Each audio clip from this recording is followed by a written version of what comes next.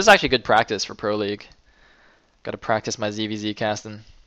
Anyway, here we go. Set number 3. NB is down 0-2. Can fLip pull it back for his team? fLip, of course, recently did quite well for Team USA in the Altitude Nation Wars, taking his set in the main series, or I don't even know what to say, but like he took his set and then he was played as the ace, and he took that set as well. So fLip basically won the series for USA versus Canada, where it went down to the wire. Anyway, in the bottom left is the yellow Zerg. We do have GT's trutaCz, and the top right, as the brown Zerg, we have NB's fLip. So fLip, sorry, let me actually just do the erases first. It's a little bit hard to do that and talk.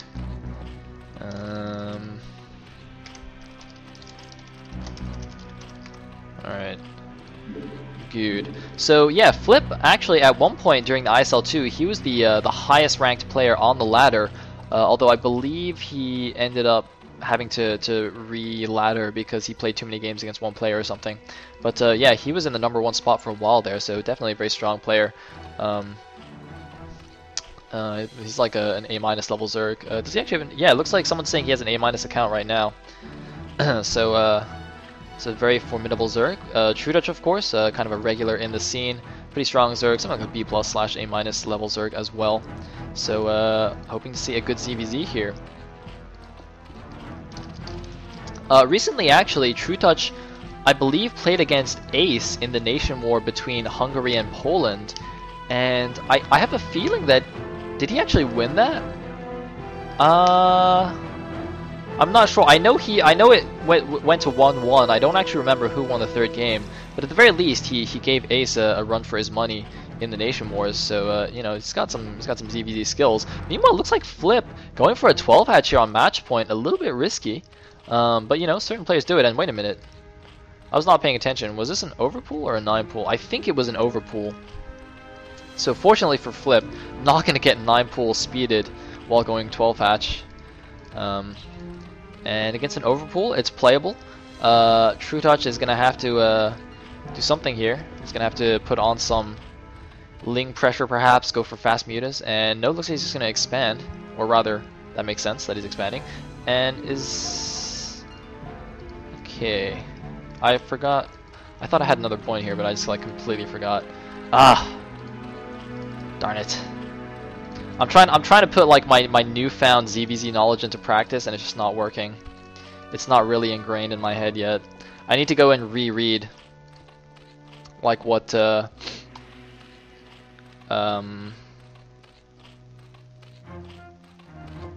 Justin and Bakker you were telling me. Anyway, so trutaCz's Overload's gonna get over here now, and he should be able to tell from the timing of when this hatch finishes, or like how much HP it has, that it was in fact a 12 hatch. And his things are already on the way. The Overlord of fLip does see that, but I do believe fLip will be just fine here.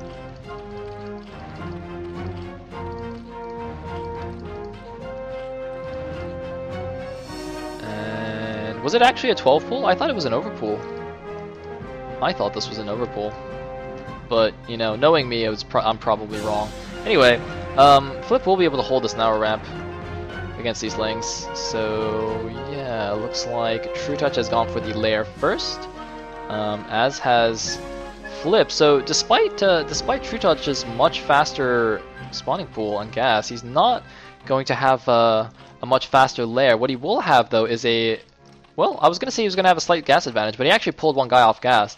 So he doesn't even have a gas advantage right now. He has like a 15 gas advantage, which is not really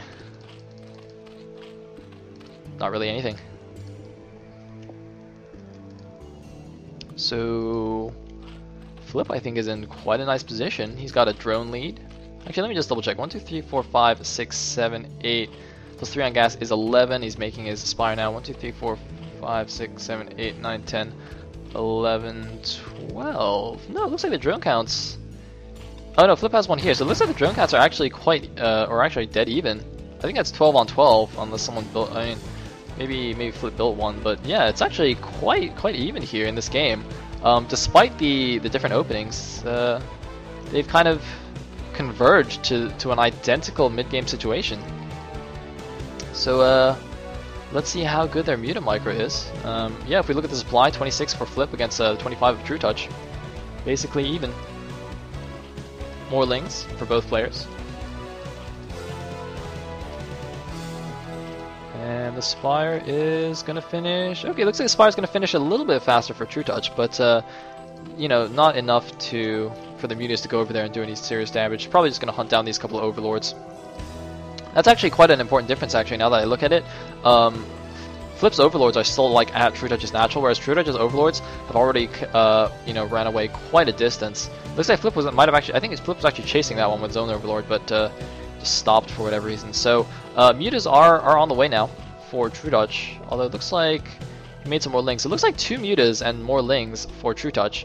So we're just going to use those 2 Mutas to take down some Overlords and perhaps put on some pressure with the lings. Meanwhile, both players actually taking their natural gases at about the same time.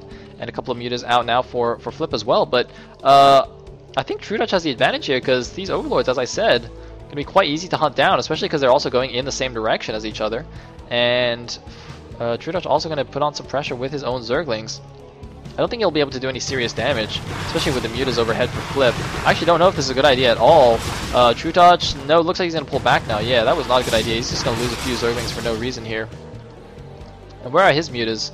Okay, looks like he's sending out a couple of Scourge. He's actually not hunting down the Overlords. I don't know why he's not going after these Overlords. Maybe, yeah, I guess now it's too late because fLip has his own Air Force out. So yeah, never mind what I said about the Overlord distance. Looks like trutaCz just didn't go for it.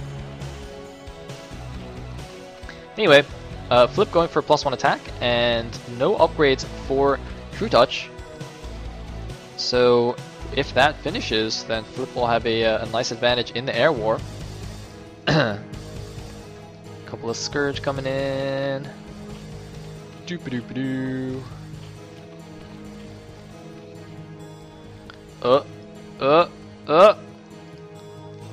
One random ling from trutaCz dying at the front. And both players mining happily off 2 bases. Supply count's pretty even. trutaCz should be getting an upgrade, I think. Okay, he's gonna go for Carapace. So, okay, this is actually very interesting. +1 Carapace is more beneficial than +1 attack in Muta vs Muta battles because the Muta bounce attack, every bounce gets the armor value applied to it, but the attack value is like cut by 1/3. So it's much better to have +1 Carapace than +1 air, but +1 Carapace is more expensive and it also takes longer to finish than +1 attack. So basically fLip, if he attacks when his +1 attack finishes, and before the +1 Carapace and before trutaCz's +1 Carapace finishes, he's gonna have a nice advantage. But if he waits until both upgrades are finished, then I think trutaCz will have the edge there. So let's see. Let's see if fLip can actually hit his timing.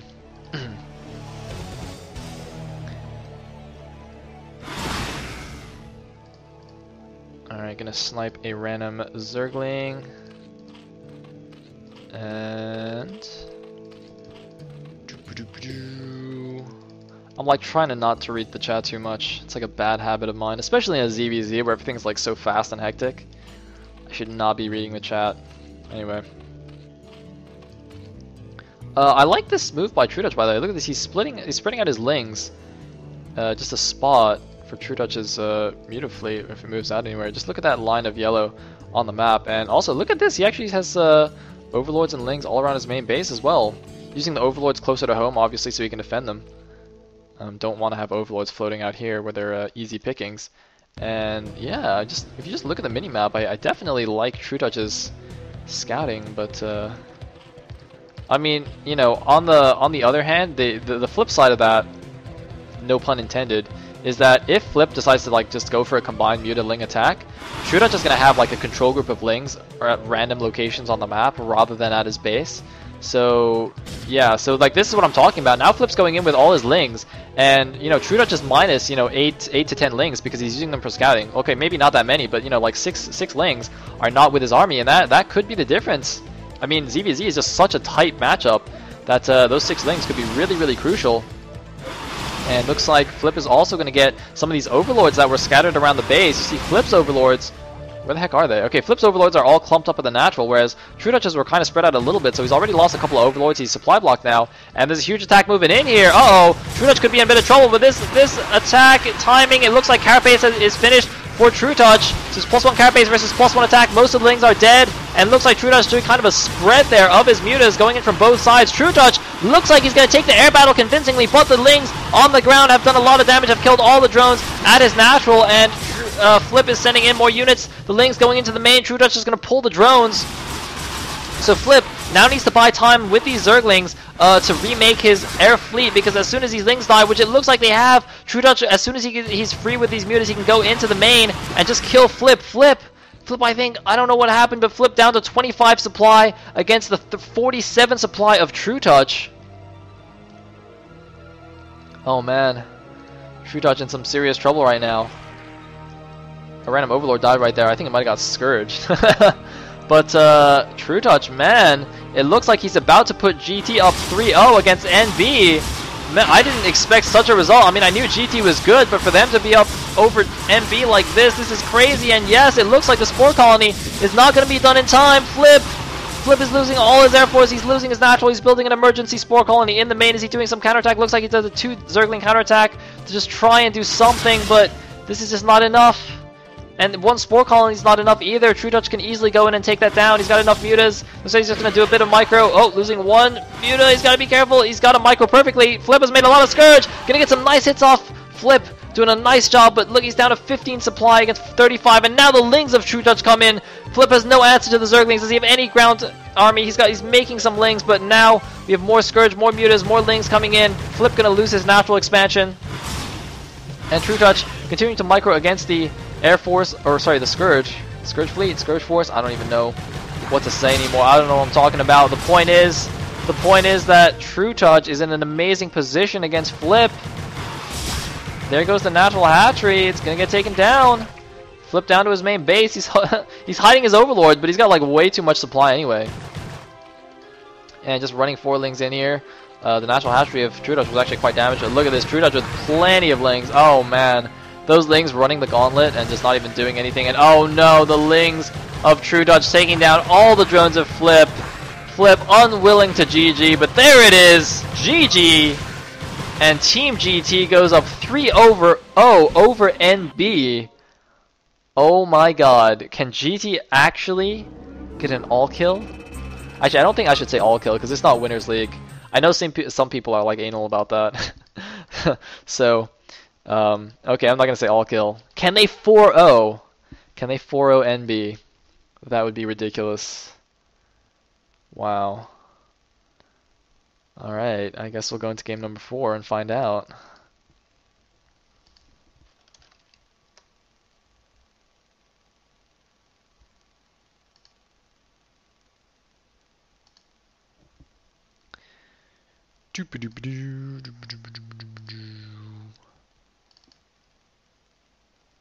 Nice. Oh man, I love these two teams. They have like such solid lineups. There's like no bad players playing. It's just pure awesomeness. All the big names coming out, all the big guns. Speaking of which, I actually should have talked about this during the Schnitzel Dodie game, but it just got so crazy that I forgot. But I really like the fact that MB picked up Dodie. Because he's actually like a really strong player, and I mean, you know, with NB and SAS split up, both teams kind of like took a hit. It's kind of like the reverse of the teammate situation. Both teams actually kind of got a little bit weaker. Well, they didn't get weaker. It's just like in season 1 they combined their teams, so they're like ridiculously strong. But now that they're split, they're not as strong as before, but, you know, NB added a few players, SAS added a few players, so NB, I think, is really looking strong this season. Anyway, game number 4 is going to be King DT himself, GT's Jumper, versus NB's Terror, the Peruvian Terran boss. So...